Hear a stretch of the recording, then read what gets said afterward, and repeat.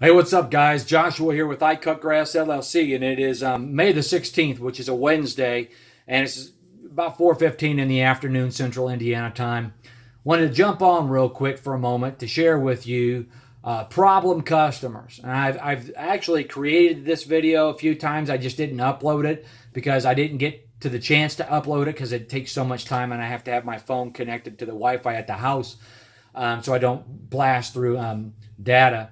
But anyway, that's another point or another story. Um, you're going to deal with problem customers, customers that complain about the stupidest stuff. Let me give you an example. Somebody's property butts up to another person's property, and that other person has a privacy fence, and he or she never goes outside and mows or trims on the outside of it. Your customer may expect you to trim that fence. Now, here's the thing. We don't trim fences in those circumstances and situations, and here's why.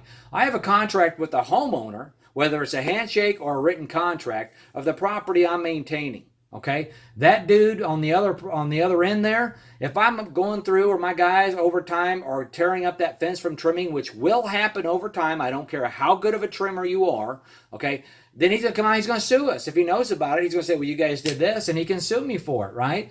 So I tell the customer, hey, listen, I can't trim that. That's not yours. Oh, well, if he complains, I'll pay for it. No, that's not good enough because he can still sue me, right? As a business, we don't do any maintenance to other people's properties that we don't have an agreement with. So I had that situation with one specific customer coming up, and she had nothing better to do. She was an older customer, sit in her backyard and look at it. Fine, I get it. It bothers you. Fine, but we just can't help you. Well, I got a letter from my HOA, and they said that I needed to bring my lawn up to standards, that my lawn had to be mowed more often than every 7 to 8 days. First of all, bullcrap, okay? I've done mowed grass for my own business now for 11 years.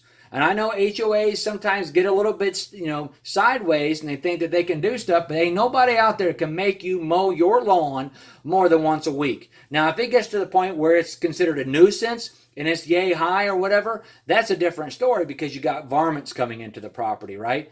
And that is an issue. But every 7 to 8 days, no. I do have some customers here in Central Indiana that ask me to mow every 5 days, and I'm okay to do that. They'll pay me for it. This lady didn't want to pay for that. She just wanted a reason to complain. She started complaining, and ultimately I just said, ma'am, I'm going to go ahead and let you out of this agreement because I don't want you to be unhappy. In reality, I wanted to tell her, hey, you're an idiot. You don't know what you're talking about. Fine, whatever. But we don't say that to the customer, okay? Maybe she really is concerned. Man, she might be an outstanding person. And, I know that I'm running on low fumes because I'm stretched a million different ways at, all hours of the day now that we're in the start of the season. So I got to keep myself in check, right? So just be prepared for those customers. I got called to a property this week, hadn't been mowed all year. I don't like doing those. The lady lives in Florida, the home is vacant. If the city comes in and does it, they're going to charge her $300. I went ahead and did it for the first time in many, many years and only charged her the same rate as a single mow. Went through, mowed, yep, I hit some big limbs. Yep, there's a brick wall in the back from a mulch bed. My blades hit up on that, okay? So another guy calls today, and hey, the lawn hasn't been cut. I went out and I took pictures because it was about 2.5 feet tall, and I said, bud, I can do this, but here's what my dollar amount is. I didn't care at this point in time because I'm getting these calls for whatever reason, and this will happen to you. All of a sudden, you'll get an influx of calls and requests for service from people who haven't mowed their lawn all year, and they think that their lawn needs to be cut. But the reality is, with as tall as the lawn is, you're, harvesting hay, basically. Where's the grass going to go? Because you can't bag that stuff. It's too much. Anyway, you're going to have bad customers. So if you're going through some stuff like this, just know that you're not the only person. We all deal with it to some capacity. Some of us are better at handling complaints and dealing with someone running off at the mouth than others are. And if that's not your strength, give yourself the benefit of the doubt and give yourself the distance. Don't respond when you're upset, okay? If they're complaining to you, just take it in, okay? And then if you don't honestly have an answer, say, I understand your grievance. I understand your concerns. I need to think about this for a little bit. I'll call you back in a day. Allow yourself the opportunity to calm down because you may be able to save that customer. And that may be a lifelong customer as a result. Everyone's going to get upset from time to time. We don't know what everybody's dealing with. Someone's mama or daddy might have just died.